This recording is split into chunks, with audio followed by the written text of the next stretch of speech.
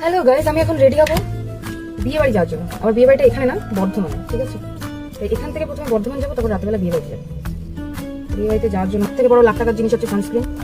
যেখানেই যাই করো, সানস্ক্রিন ম্যান্ডেটরি। ব্লাশ লাগিয়ে ফেলেছি, এটাকে ব্লেন্ড করবো। ব্লাশ একটু না দিলে সে আমি যেখানেই যাই, আমি যদি চা পাতাও কিনতে যাই তবুও আমাকে ব্লাশ লাগাতে লাগে। আমি কোনো ব্রাশ খুঁজে পাচ্ছি না, তাই জন্য আমার হাতের কাছে যেটা আছে পরিষ্কার ব্রাশ, আমি সেটা দিয়েই মাখিয়ে নেব। কারণ প্রচুর দেরি হয়ে গেছে। আমার শাশুড়ি বর্ধমান থেকে 4 বার ফোন করেছে, ঘুম থেকে উঠেছি কিনা, আসছি কখন। আজ ওটা জীবনে ঠিক হবে।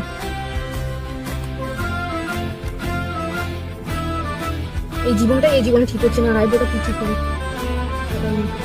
আমি কলকাতা থেকে বর্ধমানে চলে এসেছি, এবার একটু রেডি হব হালদিতে যাওয়ার জন্য। একটু কম্প্যাক্ট দিয়ে মুখটাকে সেট করে নিচ্ছি, কারণ এরকম মুখ নিয়ে তো আর যাওয়া যাবে না। একদমই মিনিমাল মেকআপ করব, কারণ সকালবেলা মেকআপটা হালকাই রাখবো। বেশি মেকআপ করলে আমি জানি গরমে গলে যাবে। আমার শ্বশুরবাড়ির লোকেদের সাথে এতটাই গল্পে পাগল হয়ে গেছিলাম, কখন কিভাবে ঠিক মেকআপ হয়ে গেল বুঝতেই পারলাম না। তারপরে মাস্কারা দিয়ে নিলাম একটু চোখে হালকা করে। আর বিয়ে বাড়িতে যাবো, একটু যদি টিপ না পরি তাহলে কি আর ভালো লাগে। আই মেকআপটা করছি একদমই মিনিমাল, কারণ সকালবেলার ফাংশনের জন্য বেশি কিছু করব না। দিয়ে আমি একটু ব্লাশ লাগাবো হালকা করে, কারণ ব্লাশটা তো ম্যান্ডেটরি। ব্লাশ না লাগালে আমার দিন ভালো যায় না। গালে আর নাকে একটু থুতনিতে ব্লাশ না লাগালে কীরকম যেন ইনকমপ্লিট মনে হয় মেকআপটা।